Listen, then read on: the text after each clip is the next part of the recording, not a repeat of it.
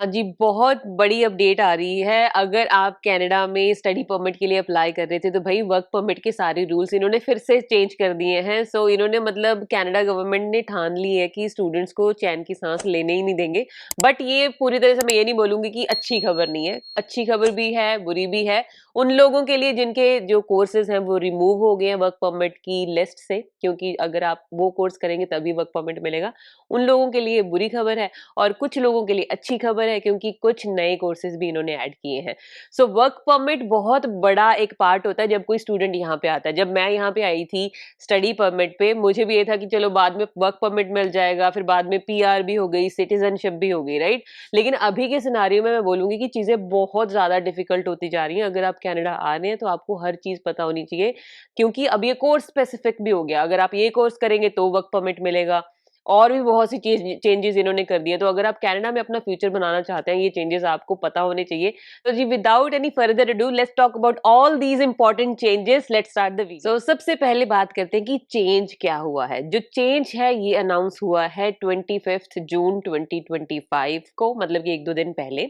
सो अभी इसमें चेंज क्या हुआ है, अभी जो स्टूडेंट्स हैं जिन्होंने बैचलर्स यहाँ पे करनी है, मास्टर्स करनी है, पीएचडी करनी है, उनके ऊपर तो कोई ऐसी रिस्ट्रिक्शन नहीं है कि अगर आप ये कोर्स करेंगे तभी आपको पीजीडब्ल्यूपी मिलेगा, जो कि होता है पोस्ट ग्रेजुएशन वर्क परमिट। लेकिन अगर आप कोई डिप्लोमा करते हैं, कोई 1 ईयर का कोर्स है, कोई 2 इयर्स का डिप्लोमा है, जो भी आप करते हैं जो डिग्री नहीं है, तो आपके ऊपर ये रिस्ट्रिक्शन थी भई कि आपको ये सेट ऑफ कोर्सेज़ ही करने हैं, जितनी भी इनकी लिस्ट थी पहले एलिजिबल, तभी आपको पोस्ट ग्रेजुएशन वर्क परमिट मिलेगा। अब एक और क्वेश्चन आता है कि जो 25 जून के बाद स्टूडेंट्स फाइल लगाएंगे, उनके ऊपर ये लागू होगा। जो 25 जून से पहले लगा चुके हैं, उनके ऊपर ये चेंज लागू नहीं होगा। अगर आपका जो कोर्स है, जो आपने लिया है स्टडी परमिट अप्लाई करते समय, वो लिस्ट में था उस टाइम पे और अब वो रिमूव हो गया है, तो आपको टेंशन लेने की ज़रूरत नहीं है। सो इन शॉर्ट 25 जून के बाद वाले ये सारे चेंजेस आपको ध्यान रखने हैं। अब आपका आ गया कि कितने कोर्सेज रिमूव हुए हैं। मैं आपको दिखाती हूँ कौन-कौन से रिमूव हुए हैं। 178 कोर्सेज इन्होंने रिमूव कर दिए हैं, 119 कोर्सेज ऐड किए हैं। वो कौन से कोर्सेज हैं, किस फील्ड में वो हैं, क्योंकि इसका एक बहुत बड़ा रीज़न है, क्योंकि कनाडा चाहता है वही लोग यहाँ पे आएँ जिनको ये पीआर भी दे पाएँ कल को, क्योंकि पीआर और स्टडी कोर्सेज में अब एक बहुत बड़ा लिंक है। जिन कोर्सेज में पीआर हो रही है, पीआर भी उन्हीं की हो रही है जिनको कनाडा को जिनकी ज़रूरत है।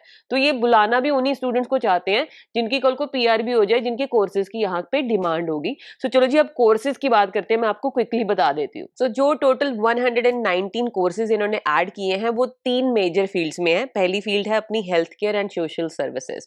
सो हेल्थ केयर, जैसे मैं हमेशा बोलती रहती हूँ, डिमांड में है, तो ऑब्वियसली यहाँ पे डॉक्टर्स की या फिर नर्सेज की, पीएसडब्ल्यूज की बहुत शॉर्टेज है, डिमांड भी अच्छी है। दूसरी इनकी जो है एजुकेशन कैटेगरी है। एजुकेशन में कौन-कौन से नॉक कोड आते हैं, हेल्थ केयर में कौन से आते हैं, वो हम डिस्कस कर लेंगे। बाकी पूरी लिस्ट आपको ऑफिशियल वेबसाइट पे भी मिल जाएगी।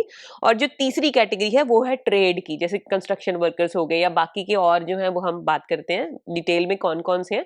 लेकिन ट्रेड, एजुकेशन और हेल्थ केयर की यहाँ पे शॉर्टेज है। तो बाकी जो लेबर शॉर्टेज थी, जो बाकी कोर्सेज थे, उनकी शॉर्टेज अब नहीं है। तो इन्होंने ये बाकी कोर्सेज रिमूव कर दिए हैं। जैसे कि ट्रांसपोर्ट कैटेगरी थी, तो इन्होंने ट्रांसपोर्ट वाली कैटेगरी उठा दी है वहां से।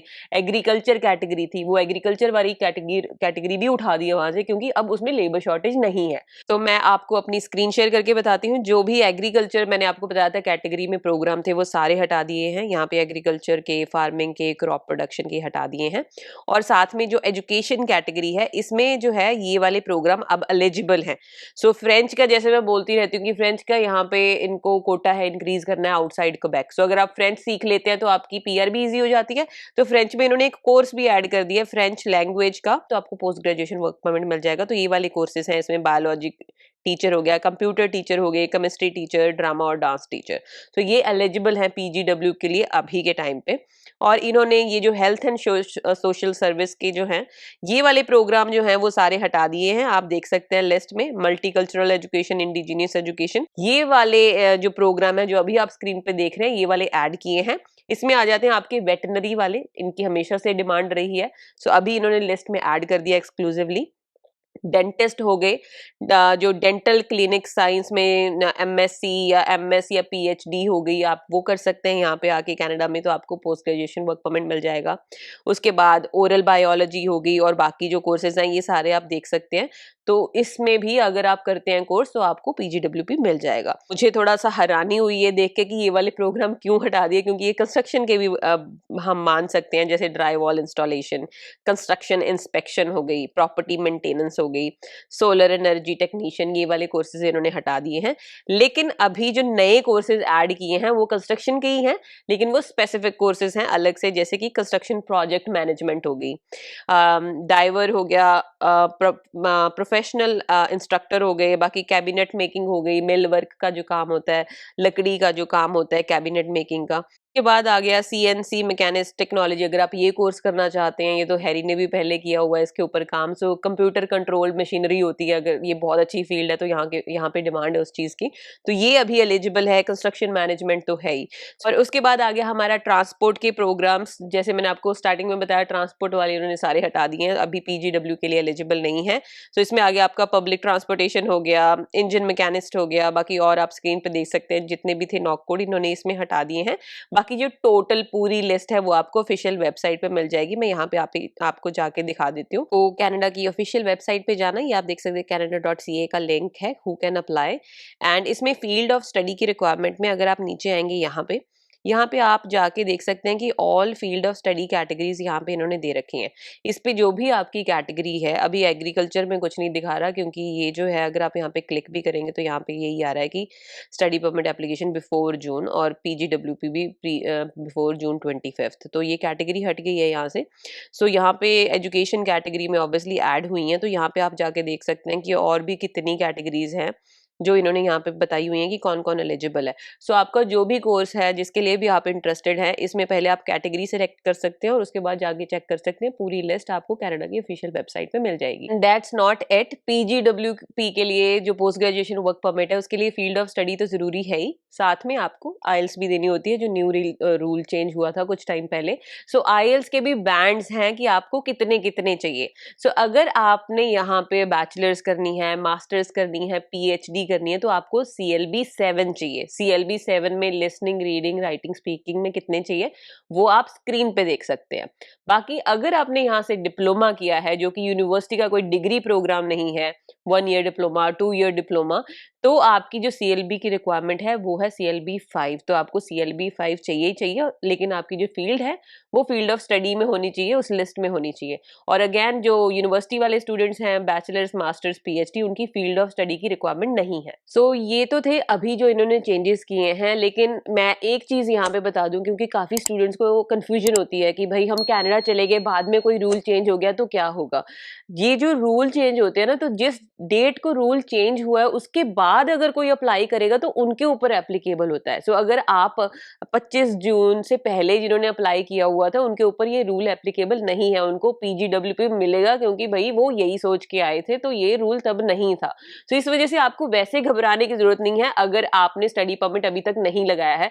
अगर आप अभी लगाएंगे तो इतना ध्यान रखना कि ये जो कोर्सेज हैं आपका जो लिस्ट में है वो कोर्स जरूर हो, लेकिन कल को अगर 2 साल बाद, 1 साल बाद कोई रूल चेंज होता है तो ऐसा नहीं, वो आपके ऊपर एप्लीकेबल होगा, डायरेक्टली आपको पीजीडब्ल्यूपी मिलेगा, क्योंकि आपने जब अप्लाई किया था तब आपका जो कोर्स था वो लिस्ट ऑफ एलिजिबल जो प्रोग्राम है उसमें था। सो उस चीज के लिए घबराने की जरूरत नहीं है, लेकिन अपने आप को प्रिपेयर करने की जरूरत है। ऑब्वियसली ये एक, मैं बोलूंगी एक तरह से अच्छा ही हुआ है। पहले क्या था, इतने यूजलेस कोर्सेज जिनका कोई मुंह सिर नहीं है, जिसमें बच्चों को जॉब नहीं लग रही, पीआर तो भूल ही जाओ, और बच्चों के इतने पैसे खराब होते थे, पेरेंट्स इतनी मेहनत से कमाया हुआ पैसा लोन ले लेके स्टूडेंट्स को यहाँ भेजते थे, और वो कुछ काम नहीं आता था, ना जॉब मिलती है उन बेकार कोर्सेज से, और ना ही आपको पीआर मिलती थी। लेकिन अभी एटलीस्ट ये जो रूल है मेरे हिसाब से पहले ही होना चाहिए था कि स्टूडेंट्स वो स्टडी करें जिनको करने के बाद उनका फ्यूचर सिक्योर हो, उनको जॉब मिले, उनकी पीआर इजीली हो जाए। तो ये उस तरीके से एक अच्छी चीज है, लेकिन आपको अप टू डेट रहना है कि भाई आपको पता हो कि आप एलिजिबल हैं कि नहीं है।